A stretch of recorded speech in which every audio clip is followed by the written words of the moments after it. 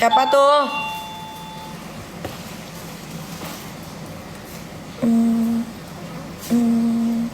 Aisar.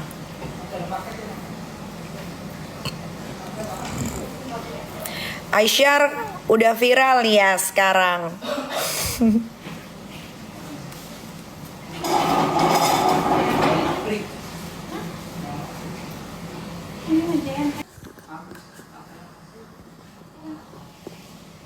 Thank you Aisar.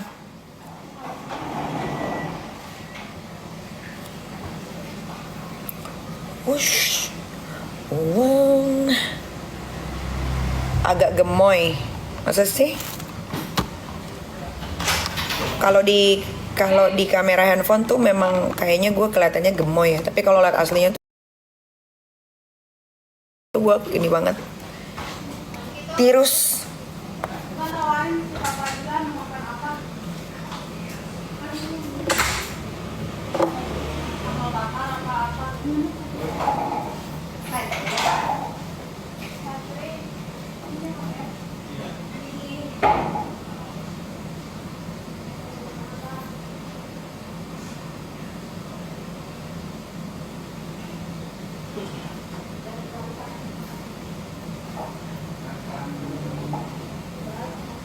Laura mana? Tadi udah dijawab. Udah dijawab, salah sendiri baru masuk. Udah dijawab, coba tanya dari tadi yang nonton. Tuh ada yang bertanya tuh, Laura mana? Coba jawab.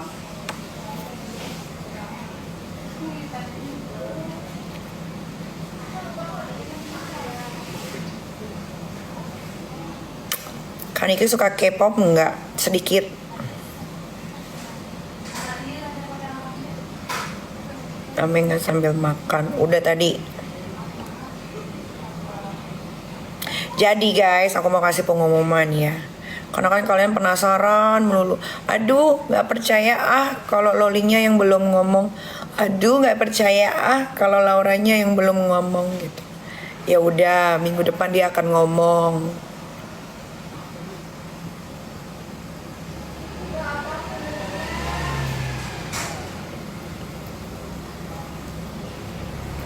Karena setelah masalah ini selesai, Laura akan pergi lagi ke suatu negara karena dia pengen sekolah katanya. Ya sudah. Sebagai orang tua yang masih mampu untuk membiayai anaknya sekolah, ya sudah. Karena memang umurnya pun masih memungkinkan untuk sekolah, jadi ya disekolahin lagi. Tapi kasus ini harus selesai. Mudah-mudahan minggu depan kasus ini selesai. Kan saya udah pernah bilang, apapun yang keluar dari mulut saya itu fakta. Tapi tinggal waktu yang membuktikan. Waktunya kapan itu saya tidak tahu. Semuanya berproses. Jadi tinggal tunggu aja.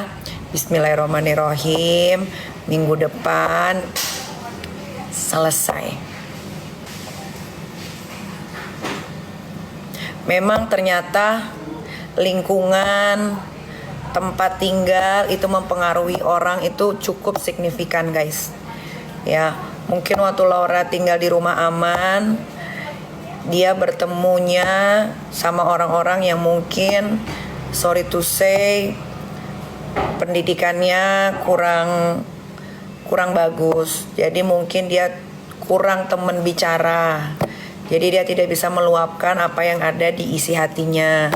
Setelah dipindahkan ke tempat yang dekat pegunungan ini, dia bertemu dengan teman-teman yang memang ternyata ada yang pernah sekolah di luar negeri, tapi bermasalah juga dengan orang tuanya. Terus pokoknya tempat yang baru ini swasta, memang mahal sekali untuk masuk ke situ, memang untuk anak-anak yang bermasalah. Ya, tapi bukan untuk anak-anak yang kurang mampu.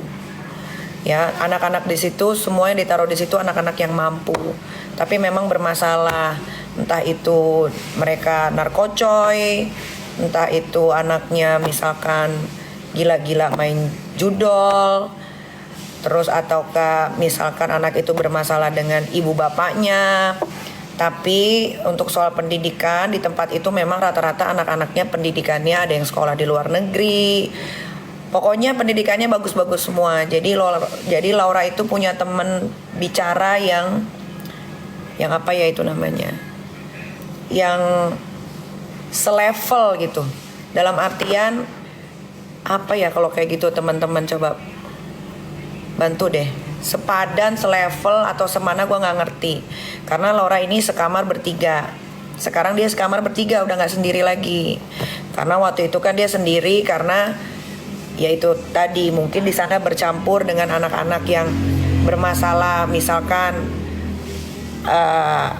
anak dari kalangan bawah misalkan bermasalah gitu, anak yang tidak sekolah bermasalah itu, mungkin dia tidak sepemikiran gitu kali ya, jadi kurang komunikasi, makanya dia merasa sendiri ya, terus akhirnya dia jadinya mulai masuklah haur-haur yang nggak nyambung, haur-haur yang nggak enak gitu. Nah setelah dipindahkan ke tempat yang baru ini, dan dia lihat tempatnya juga bersih, nyaman, dekat gunung, Laura sekarang hiking ya namanya, apa tuh kalau naik bukit itu apa namanya? Pokoknya itulah, soalnya kemarin seminggu yang lalu dia minta dikirimin sepatu buat biar dia kalau naik bukit itu nggak kepleset gitu. Nah jadi dia tuh satu kamar nih, gue ceritain ya, karena kan kalian penasaran Laura di mana. Laura ada di satu tempat di daerah pegunungan yang sejuk sekali, trekking lah pokoknya itu. Trekking apa hiking sih?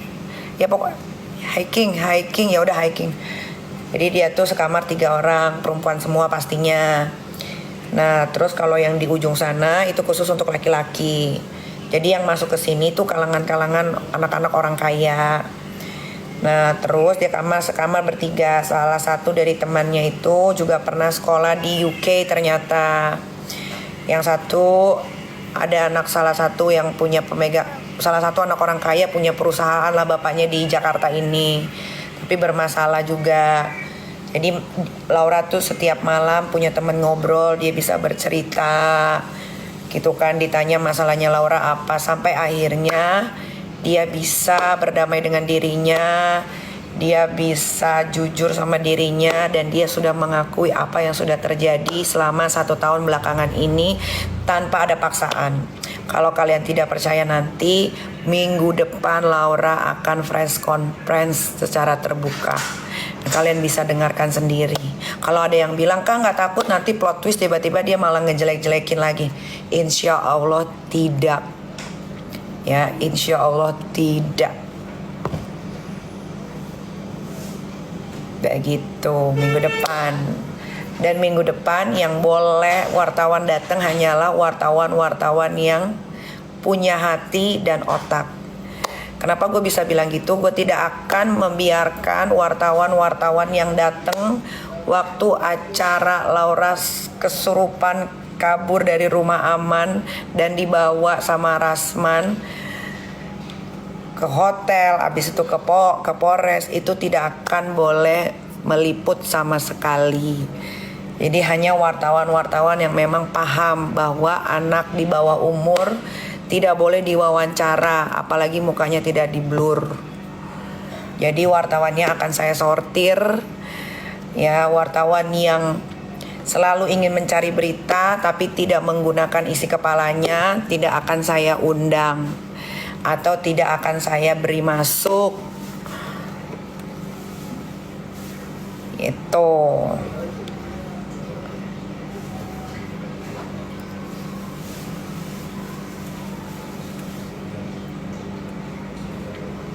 Makanya nih, siapa tahu kan ada wartawan juga nih yang nonton. Rugi tahu kalau misalkan tidak bersahabat dengan Nikita Mirzani wartawan. Karena kalian tuh selalu mencari berita tentang gue atau menunggu berita tentang gue. Nah kalau kayak berita-berita besar gini kan, tiba-tiba Laura mau press conference, kalian gak bisa dapetin berita, kan sayang.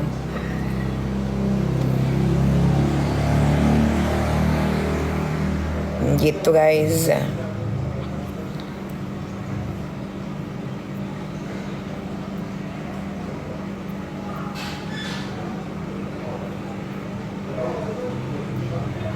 Jadi memang benar ya ternyata Mau nggak mau, sadar nggak sadar, lingkungan, pertemanan, tempat tinggal itu benar-benar mempengaruhi isi otak dan kepribadian kita, guys.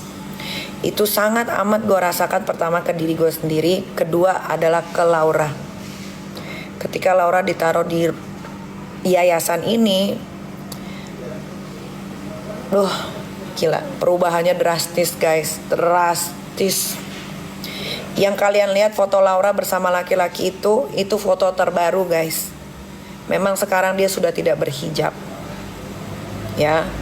Laura sekarang sudah tidak berhijab. Tuh gua kasih tahu. Itu foto baru. Ya.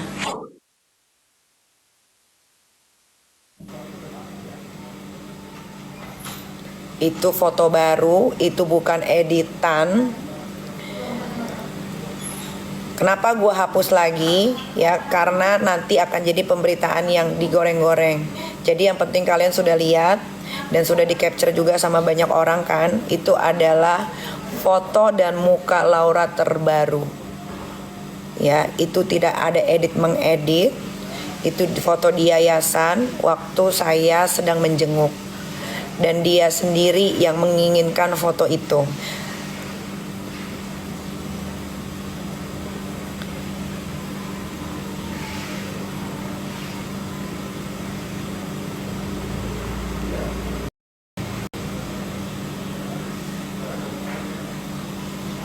Laura tidak berhijab.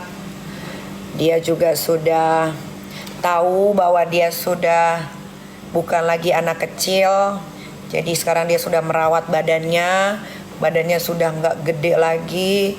Badannya slim. Rambutnya hitam terurai panjang. Kulitnya putih bersih. Mukanya sudah tidak breakout. Mukanya sudah bersih. Sudah sehat. Kemarin juga Laura sudah ganti bracket giginya di dokter gigi Devia. Jadi sekarang dia sangat amat terawat. Karena dia sudah berada di tangan yang benar. Di tangan yang benar siapa? Di tangan saya yang melahirkan dia.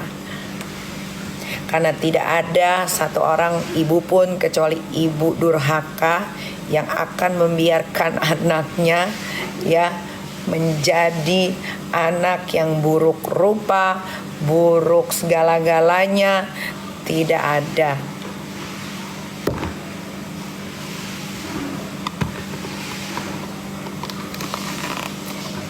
Jadi nanti ketika Laura sudah mulai kelihatan di sosial media dan saat dia press conference tanpa menggunakan hijab, tolong jangan lagi diomong-omongin, wah kok nggak berhijab sih, biarin ya, biarin, itu urusan saya.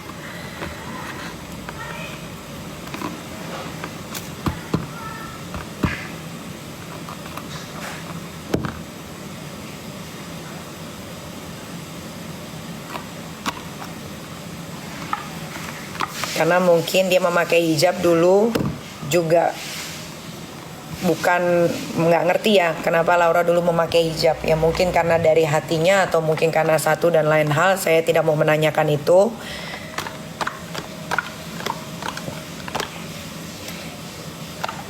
Dan saya juga nggak mau ngurusin itu. Yang penting dia sehat, dia sudah sadar, dia sudah tahu mana yang baik dan mana yang tidak baik.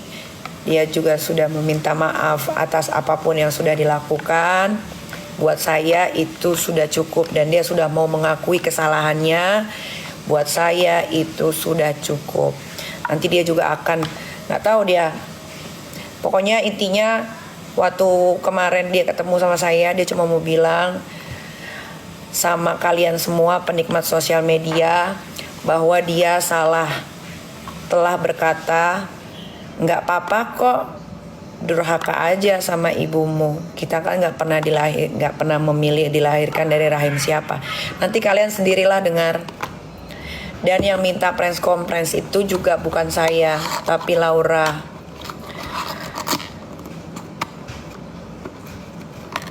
Tapi Laura yang minta. Saya hanya menyiapkan apa yang dia mau. Karena dia bilang sebelum berangkat lagi sekolah, dia pengen semuanya baik-baik saja. Dia pengen mengejar mimpinya. Harusnya Laura ini sudah kuliah loh. Bentar lagi.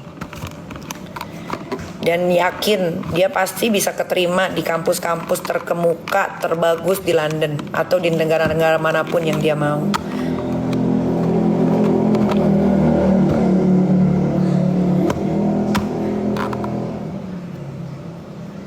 Nah, kalau ada yang bilang, kenapa Kak kok dikirim lagi ke luar negeri? Karena hanya di luar negeri yang bisa menerima anak-anak yang bisa lompat sekolahnya.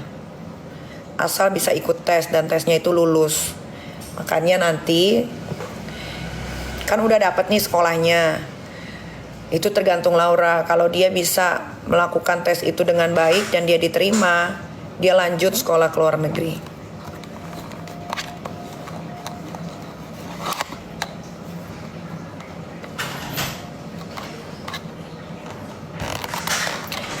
Kapankah Laura bakal berbicara minggu depan? Minggu depan dia bakal bicara semuanya karena minggu depan sudah selesai kasusnya. Kalian artikan aja sendiri minggu depan kasusnya tuh selesai berarti gimana.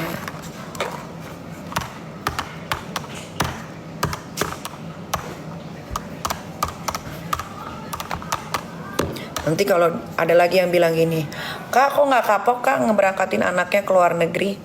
Ya enggak lah. Kan udah dikasih wejangan. Ini terakhir ya nak. Ami kasih kamu kepercayaan untuk menuntut ilmu setinggi-tingginya yang kamu mau.